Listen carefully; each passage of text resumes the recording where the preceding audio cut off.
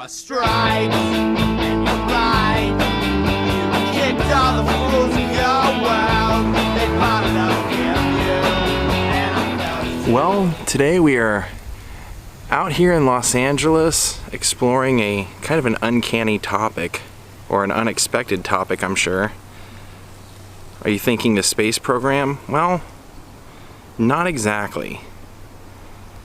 Though this is the portal of folded wings, a shrine to aviation. And the reason we're here today is because this is the official memorial burial ground of Amelia Earhart. And I want to tell you a little crazy story about Amelia Earhart.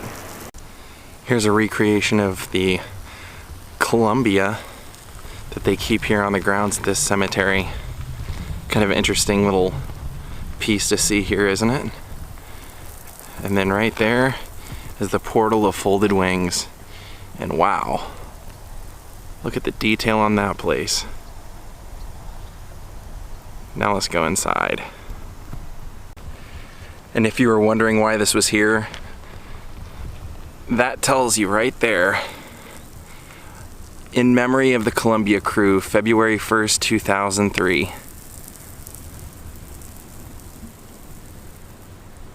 And then here you can see, look at that, it's got the names: Anderson, Ramon, McCool, Husband, Brown, Clark, and Gala.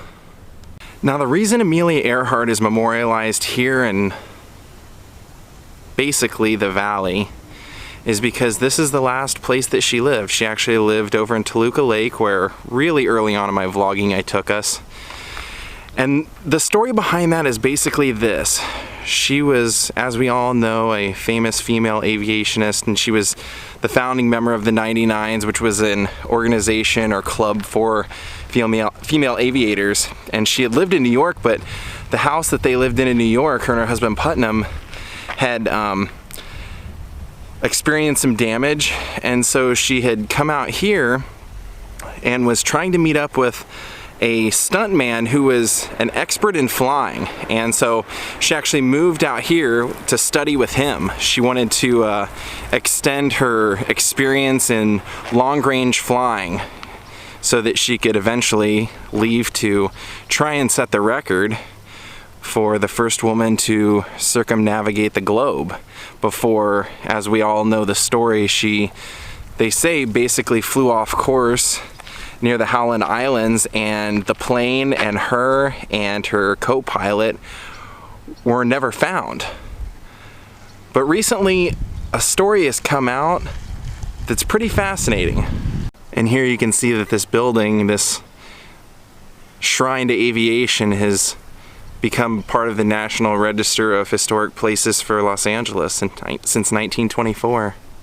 Now inside here, many greats of aviation their remains are housed or lay here. But hers is just a plaque, obviously.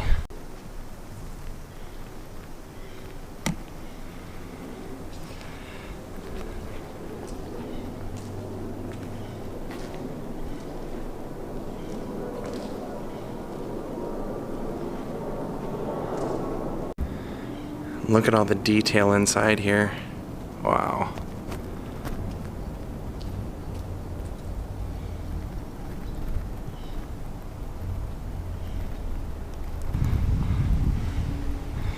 Well, here it is.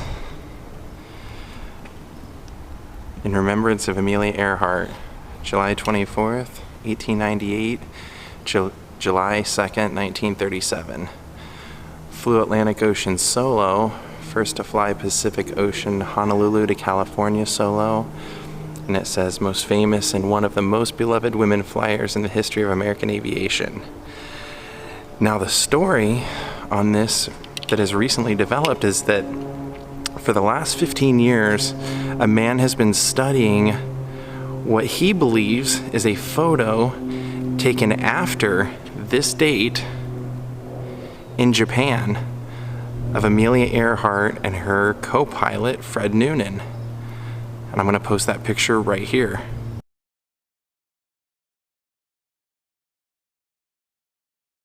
Now what they say is that this picture was actually taken by an American spy who was watching the military activity, and that they didn't want to expose him, and that's why the photo had never come out. But the photo shows a woman in 1937, or possibly even a little bit later, sitting at a dock wearing pants, which Amelia Earhart was known for.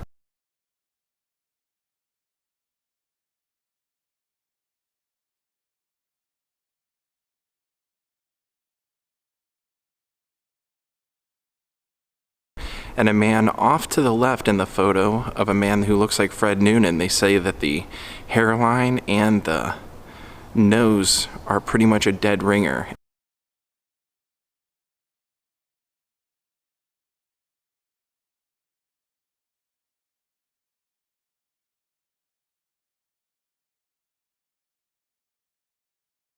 And that the photo actually shows a Japanese ship pulling behind it a airplane, or something the size, the exact same feet as Amelia Earhart's airplane that she disappeared in.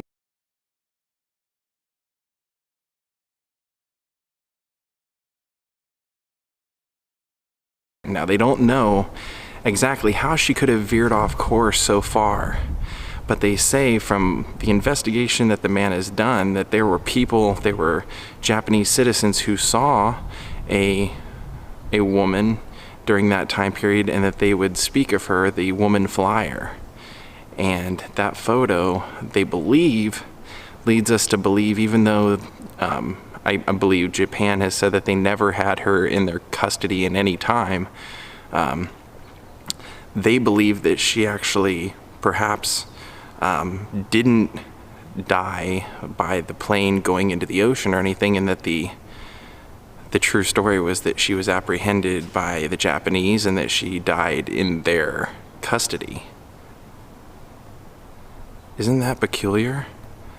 Now this legend, this story that happened, or supposedly has happened to Amelia Earhart, is apparently, it's been documented throughout Japanese history, and that there are different stories where Japanese children said that they saw Amelia Earhart in captivity. They had seen the plane in 1937, and I don't know, it just sounds strange. If you look at the photo, it does look pretty similar to Noonan and Amelia. I don't know. They said that this is so widely received in Japan that in the 80s there was actually a postage stamp commemorating this.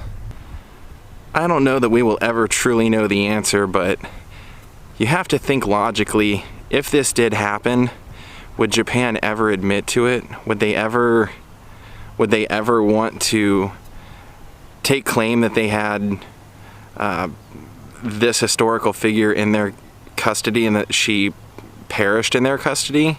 And if so, what happened to the plane? What happened to her body? What happened to Fred Noonan? Now, Amelia Earhart was last heard from on July 2nd of 1937, and while she was out on her journey, she actually ran a flight school here in the Burbank area, and actually ran it out of the Burbank airport, which is pretty much right behind us. Occasionally I will see an airplane take off right through here. But her husband was the manager of that business, and this was where she ended. Like the house that I've taken us to was literally right across the street from Frank Sinatra's house at the time, and it was catty corner to the entrance of the Toluca Lake Golf Course over there, or the country club.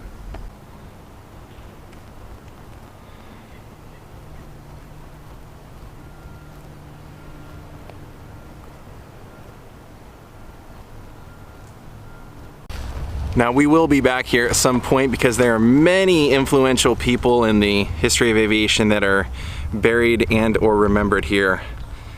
And so I didn't want to take away from Amelia Earhart today, but we will be back.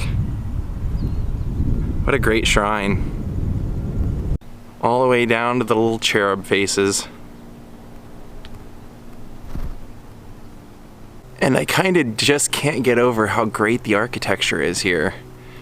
It's very Art Nouveau and very European. Well, the sun's kind of cooled off. I don't know what's going on, but I decided to bring Ja out here to the park since it's a kind of a nice overcast part of the day. Now, let me continue the Amelia Earhart saga. Now, when that story came out about this photo and the guy saying that he believed that she was actually captured by the Japanese, it didn't take more than a week for that whole story to be discredited. Somebody who had researched this for most of his life said that with a little bit more research, the man who thought that photograph was Amelia Earhart could have realized that that photo was actually published 2 years before in 1935, and that was not her. Now, because of that, a group of researchers started investigating a story where some bones were found more closer to the island where she was believed to have blown off course. They say that it's highly unlikely that those bones that were found were actually Amelia Earhart's, but they decided to send some researchers funded by National Geographic there recently, along with 2 dogs to sniff out the section of the island where the bones were found. So I think they said within like a day, one of the dogs had sniffed out the same tree where the bones were found, and then they walked another dog over in that region, and the other dog sniffed out the same remains. The next day they brought 2 more dogs, and both of those dogs sniffed out some remains.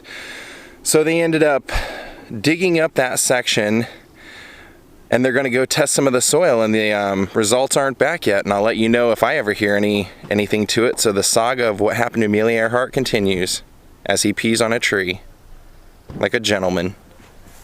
I kind of expected there to be more dogs out here, considering that it's not quite so hot and it's a little later in the day.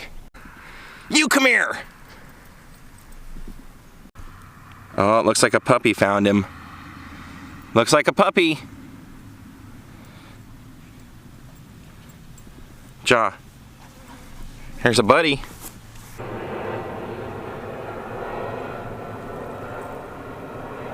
I actually had to get the vlog done a little early today because I have a doctor's appointment later this afternoon. I have to, you guys might remember like a month or 2 ago when I was at the doctor, they told me I needed a update on my tetanus shot, and then I sat there for a while and they came back and said, we don't have any tetanus shots, we're out of them, so you're gonna have to make another appointment. So today's the follow-up to that, and I'm also gonna ask them for like either, I don't know, something to, since I had such bad time with jet lag when I was over in Europe, I'm asking them to give me like some sleeping pills or something just to get acclimated for the first 2 or 3 days. Look at this weird sky. It's just, the clouds are out just enough to hide the sun. So you're getting that great sunlight, but it's just overcast enough. Kind of, I don't know, I love these kind of days. Love them. You probably don't want to chase the stick, but I found one anyway. Let's see what you got. Let's see what you got. Oh, I guess he did. Let's see if he brings it back. Nope. That flash running towards me, of course, is Ja. Here he comes.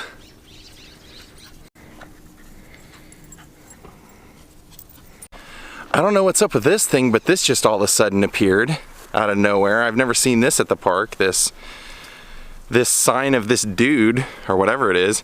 He's got a dog collar on though. It's weird, from far back it kind of looked like he had a mustache with his eyes squinted, and then when you get close up, you can tell its eyes looking down. Isn't that weird? Puppy drinks. Take one of what? There's nothing in there. How's your water, friend? Alright gang, we're out of here. Going to get Ja some food at the grocery store. School's in session out here, I guess.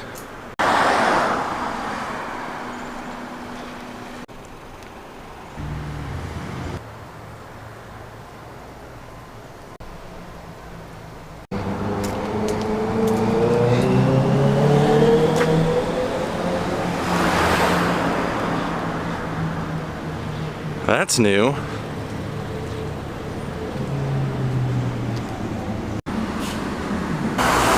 I'm doing a lot of imagery today, guys, because the sky looks so cool. I just thought, why not? This is kind of like the only perfect day we've had in a while where it's not too hot and it's pretty nice out, so I gotta take advantage of it.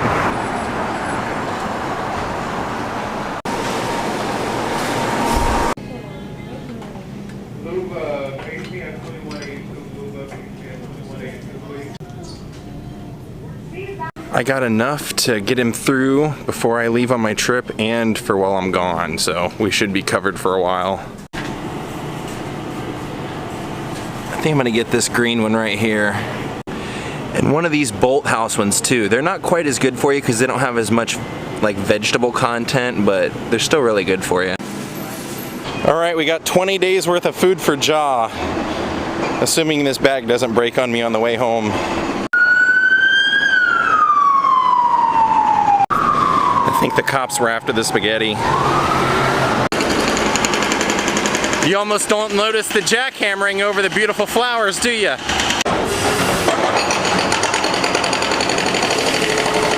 All right, on our way to the doctor's office. Well, I've got my tetanus shot. Now I'm here to pick up my prescription. Now that's crazy. I haven't thought of lice in years. Like, you used to hear people make jokes about that and stuff, and then I've heard recently that it's like an epidemic and that people are getting it all over again. Creepy. Well, good evening, my friends. I'm sorry, I have no new answers for what happened to Amelia Earhart. 80 years later, after she disappeared, we still don't know what happened. It's kind of interesting, though, that all these new kind of speculations and inquiries are now happening, so I just figured, you know, what an interesting vlog maybe to do. Maybe satisfy some of the people out there that are heavily wrapped up in what's going on right now with that. So there you go. I'm gonna call it a night, and I will see you all tomorrow. If you would like to get my 1-year anniversary vlog shirt on Spreadshirt, it's shop.spreadshirt.com/Jordan the Lion. I think I'm gonna take it down on like October 1st and probably put something else up, but I just want to give everybody a heads up, and thank you to those who buy them and support or have Patreon or PayPal or whatever and donate to the show, or just simply subscribe and watch every day. Thank you so much. I will see y'all tomorrow, and have a great night. Goodbye. You are striped.